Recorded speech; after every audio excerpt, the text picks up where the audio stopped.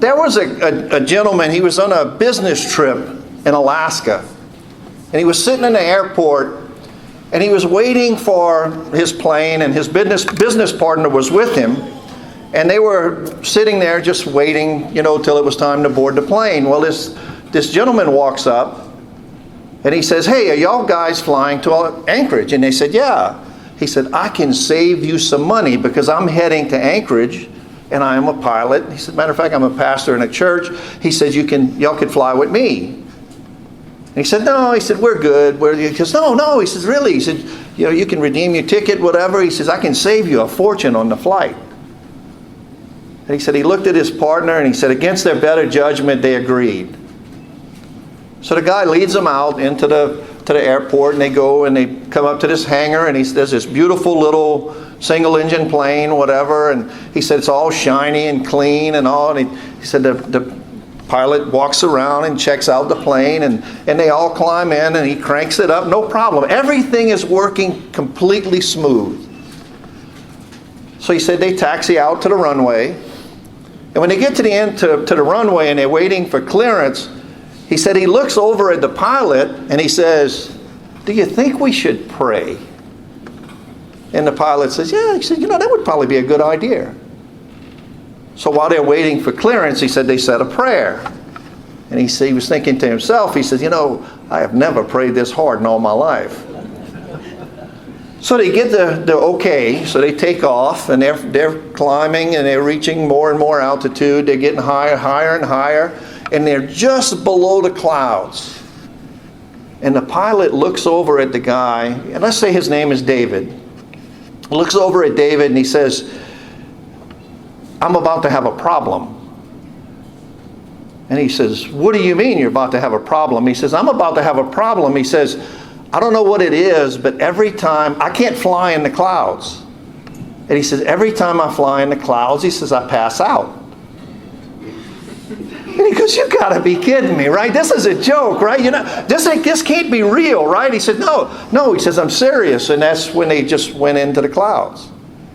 And he said the pilot looked over at him with a blank look on his face. He said his eyes rolled back, and boom, he passed out. He was out cold. So he said he reached over and he grabs him, and he's slapping him and shaking him and all. And he says, "Come back, come to, so I can kill you. Come on, hurry up."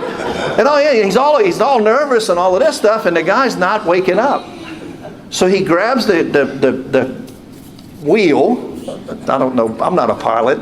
Grabs the wheel, and he grabs the the radio, and he tosses the mic to his buddy who's sitting in the next seat in the back.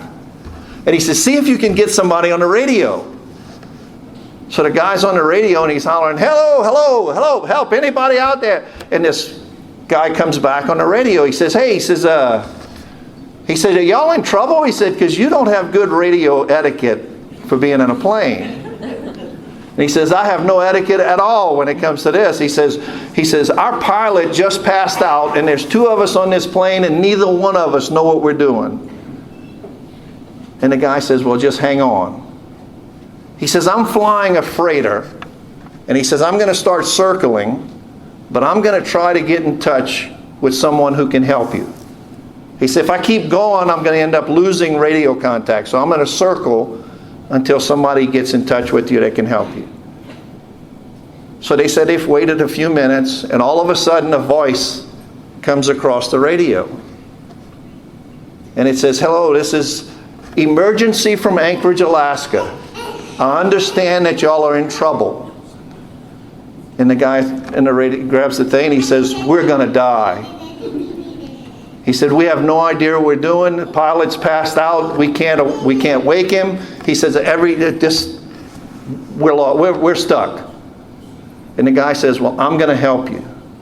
And he said, "The only way I can help you is if you listen to my voice. If you do what I tell you to do and you listen to my voice, I can help save your life.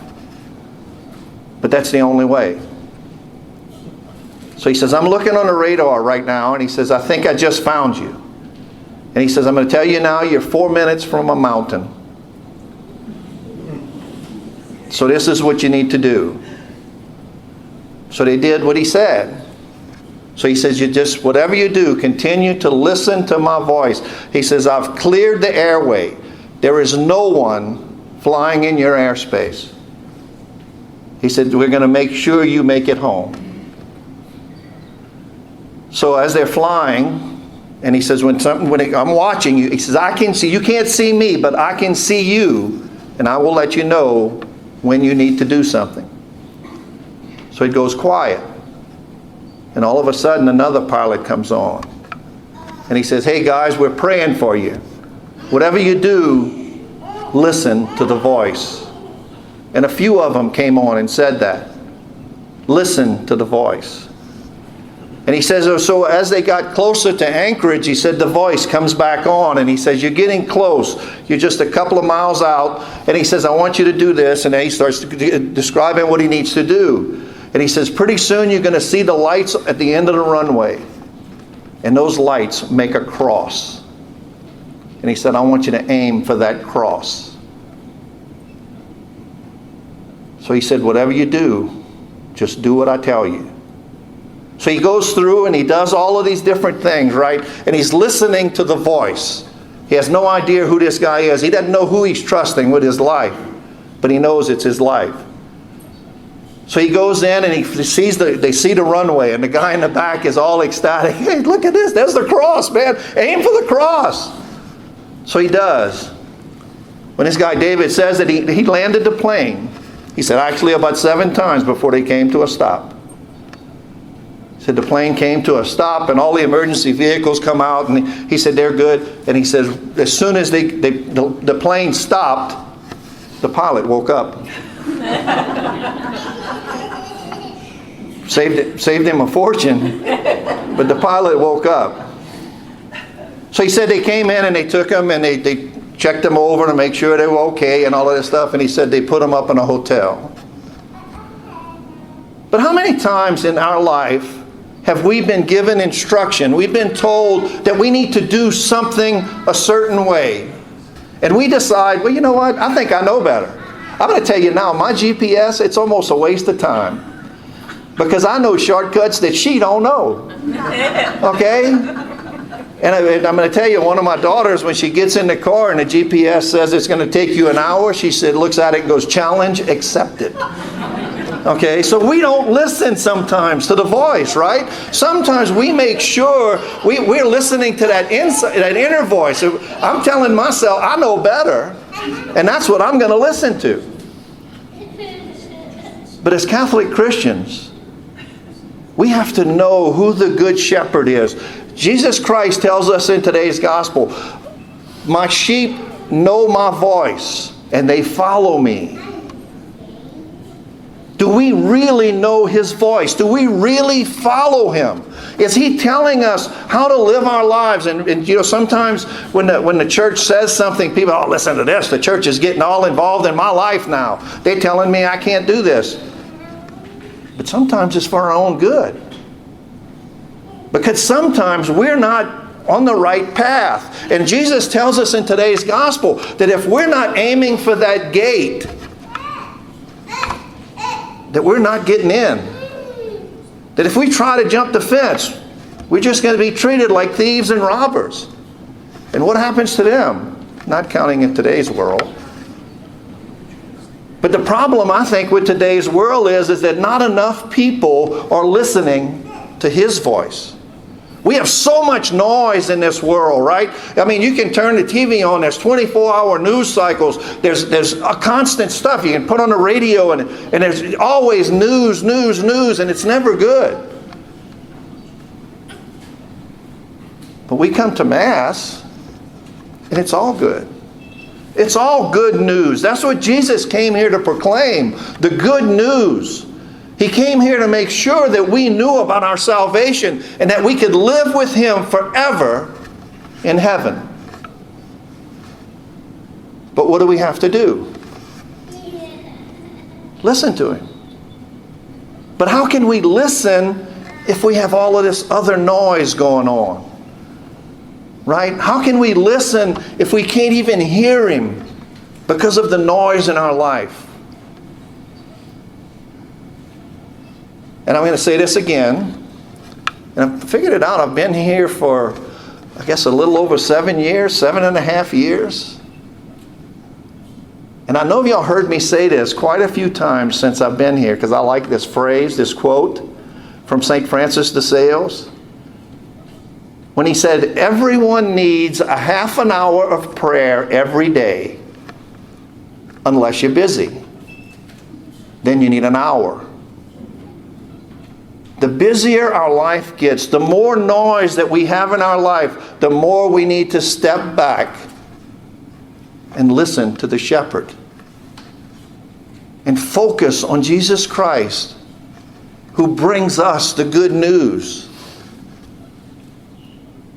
See, in last week's gospel, in last week's homily, I said, do we see him in the breaking of the bread, just like those two disciples at Emmaus? But today I'm going to ask you, do we hear him when he speaks to us? You know, when we get into prayer and we come in adoration, or if we're in our kitchen or in our backyard or sitting on the bayou side, whatever, and we just decide to start praying because we tell God what we need, do we ever shut up and listen? When I ask him a question, do I stop and listen for the answer?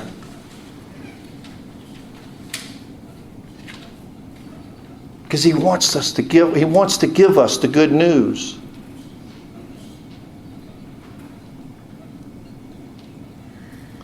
David said that he was in his hotel room, and about 4 o'clock in the morning there was a knock on the door. So he got up and he went to the door. And he opened the door, and the guy looked at him and he says, "Are you David?" And he said his heart fell into his feet because it was the voice. It was that air traffic controller that led him home, that brought him to safety. And David said that you know, he says he realized exactly what God was telling him that day, is that one day we're all going to stand in front of the just judge. And we're all going to have to bear witness for what we did in this life. But what he's asking us to do today is listen to his voice. Because all he wants to do is to save us. He wants to give us the good news. He wants to share with us that eternal life. In the psalm it says that I fear no evil, for I know that you are at my side with your rod and your staff. Do we know who it is that's at our side? Do we know the shepherd? Do we know Jesus Christ? Is he a part of our life? Do we listen to his voice?